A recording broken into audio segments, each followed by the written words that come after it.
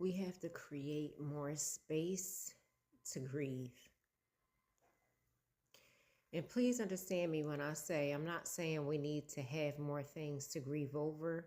I'm saying we need to have more space and respect for the fact that grieving is a part of a healing process, and we don't properly do it when things do erupt, and those residual pieces that get broken and our emotions leak over into other things, and it becomes how we treat people, or the outcome of our relationships, or the outcome of how seriously we take ourselves when we're trying to go on individual ventures, or the outcome of how we treat our children, and the outcome of how we think of remaining family members, and the outcome of how you treat your strangers, and it becomes how you prefer to do this over that. And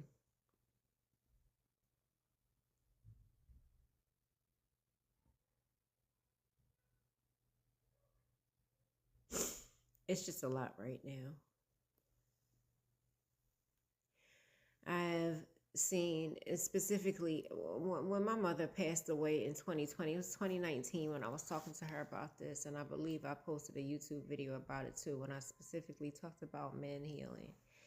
And I said, Mom, I just feel like men are going to go through a very specific transition because they've been holding on to their emotions for a very long time, and something is going to break in them, but I think it's going to get worse before it gets better. And I said, we're going to feel that, and hopefully they'll get to the point where they can understand that because we've had to carry so much emotionally, we can actually help them through it. But I feel like they're going to fight us first.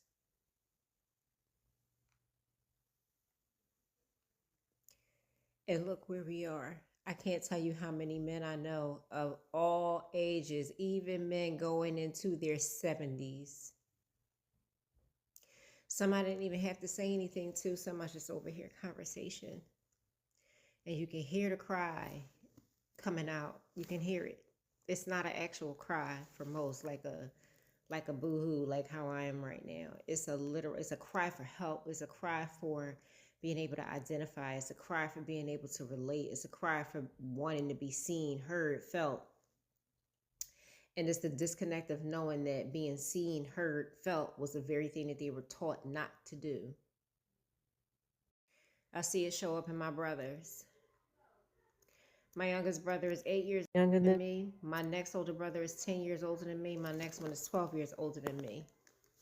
I've seen it in men that I spoke to. I've seen it in the last man that I dated. I've seen it I see it everywhere. It's so much I can't unsee it. I see it in how men, if I'm watching videos, they're literally laughing at women being emotional. When I was younger, I remember a lot of boys crying over things that they didn't understand, or laughing as a form of defense, laughing about things that they didn't understand, laughing about things. And I could tell that they wanted to understand, and I could tell that they were in that moment. But the only thing that distracted them from feeling what they felt was laughing. It was like an automatic break off so that they could distract themselves from feeling anything, and it made them divert their attention to something silly instead of staying focused on the thing that needed their attention emotionally. Specifically, when little boys used to tease little girls and do this, that, and the other, all types of shit. I mean, it's been invading our livelihood since the beginning of time. Hold up this mask. Put up this mask. How much has that mask benefited you? And so now it's a whole bunch of people outside who create these relationships and life. And trust me, you're at liberty to create whatever you want to. All of us are divine creators, created to recreate. Okay, the whole earth is a rec room, right? But if you have the ability to create, why create malice? Why create pain? Why create more of what you know has already hurt you? You're going to keep using the excuse, that's the only thing you know. You're going to keep using the excuse, or that's how I was brought up. You're going to keep using the excuse, or that's the era I came from. Fuck the era you came from. Because the era you came from had the same issues that the era before you came from. They just evolved. And none of you motherfuckers fixed it. And you keep sitting inside of, oh, well, that's just the way that I am. Fuck the way that you are. Because the way that you are needs help. And the way that you are keeps having a ricochet effect on everything that you touch. And you refuse to see yourself as the problem. It's everybody else. Oh, it's everybody else. Everybody else is the problem. Instead of being in a space of making up excuses to hold up that exterior that you're tired of even holding, how about you just decide? Usually when people want something, they make a decision and then they go after it. If you want this, oh, hold on. I've never had a BMW before. I've never had a Range Rover before.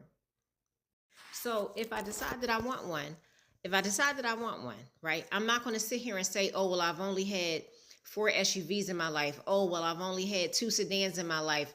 Oh, well, I'm not going to sit here in that other shit. Why can't y'all do the same thing with y'all emotions? Why can't you do the same thing with fixing problems or fixing things that you break? Why can't you do things and be a resolver in that regard the same way you would do them cars?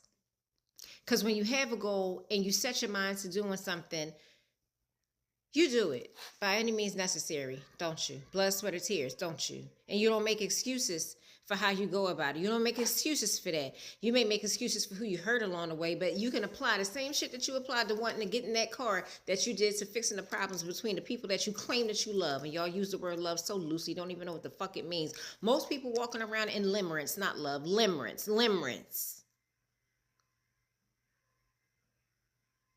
Most people are walking around in limerence. I read about love and limerence one day, and I literally sat there questioning if I ever loved any of you motherfuckers besides my kids. I even had to question if I loved myself. And then when I kept reading it, it floored me. Oh my God. It floored me.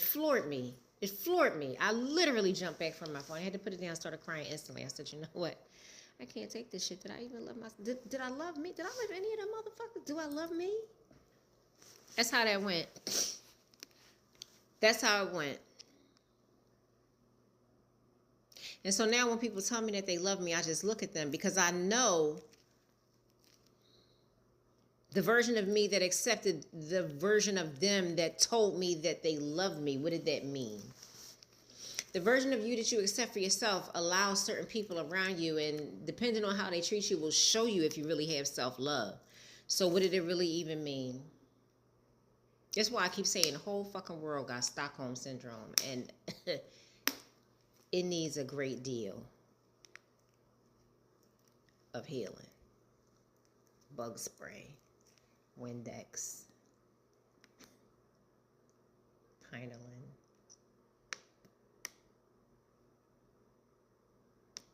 peroxide, alcohol, iodine. Whatever we would use to clean the shit up in our situations is like the whole world needed. Like the whole thing. All of us, the whole thing. The whole thing. We ain't leaving nobody or nothing out. The whole thing.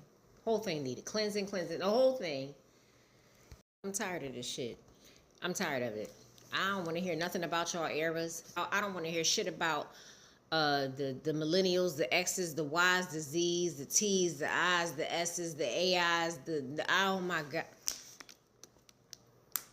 I don't want to hear it. All it is filtered fucking excuses to give you resistance towards resolve.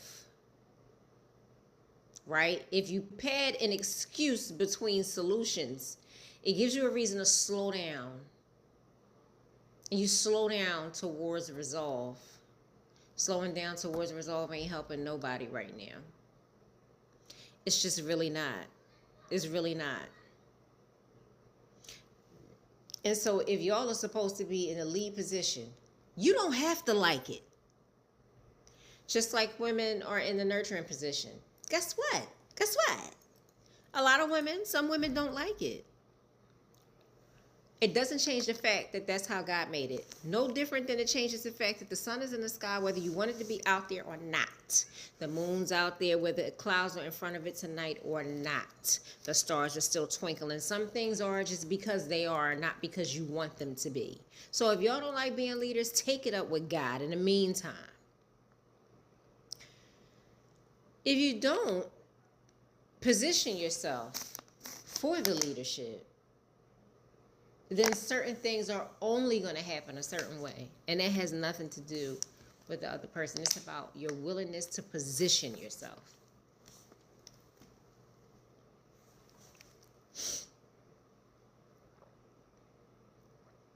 Ain't that something? It's the willingness to position yourself.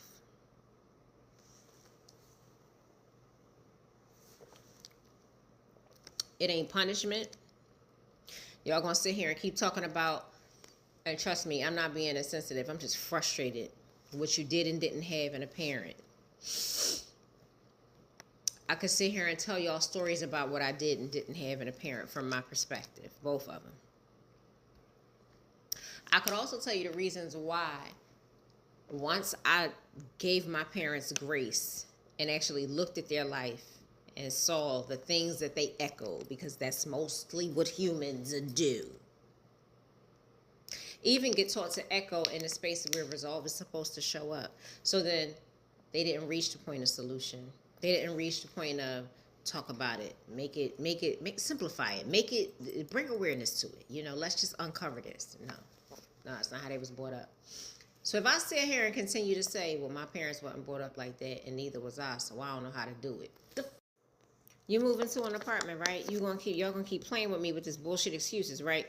You move into an apartment, you get yourself your first 5 things. One of the 5 things that you get is a TV stand from IKEA. Does it or does it not come with directions? So if you ask God to help you with something, you will be given directions on how to do it. What is your excuse now? You never had a TV stand before? Or is your excitement going to be, oh my God, I just bought this 50-inch and I need to put it on something because I don't want my TV on the floor. So I'm going to follow these directions and I'm going to put the TV stand together and I'm going to watch TV tonight. That's my moving goal for day 1. What's your move forward goal for relationships? What's your move forward goal for family dynamics? What is your move forward goal for the things that you want to do with your life?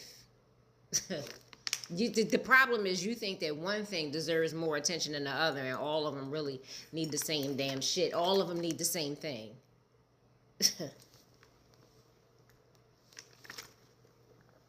Because it's plucking at my nerves. I'm tired of people and their bullshit excuses, because that's what they are. You give the excuse, you go drink the liquor to anchor your excuse, you smoke the weed to fog your excuse, because guess what? When you come down off of your high, you run right back into your excuses, and then you go get high again thinking that's just going to take the excuse away. It doesn't. And these things are supposed to be enjoyed, but not in the way where they cause escapism.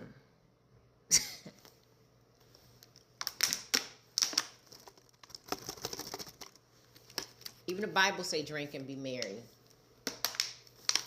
But to be incapacitated, to escape. No, I don't say that. That's the book that I grew up on.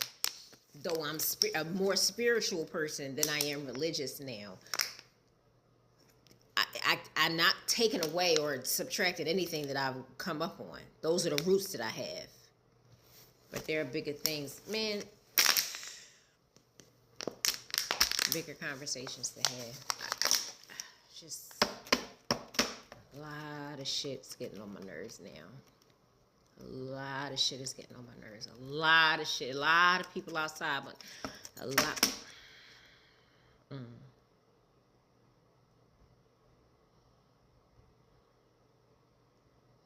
And the crazy thing is, at the end of the day, we feel for y'all, because even if we get angry, upset, whatever the case may be, we have y'all sons. We give birth to your daughters. We have your children. In our mind, we create home for you, even if there is no house. We create home in our hearts for y'all and look forward to creating home in the physical later. And y'all run into these walls and get to talking about all the things that you don't know how to do. And you make excuses and want the same type of forgiveness that you refuse to fucking have for anybody else. Will literally be in the midst of an argument with your other half. And have the audacity to complain about somebody else doing to you what you did to your other half, but you want their forgiveness and you want the other person to what, go away or stop complaining. It's the audacity.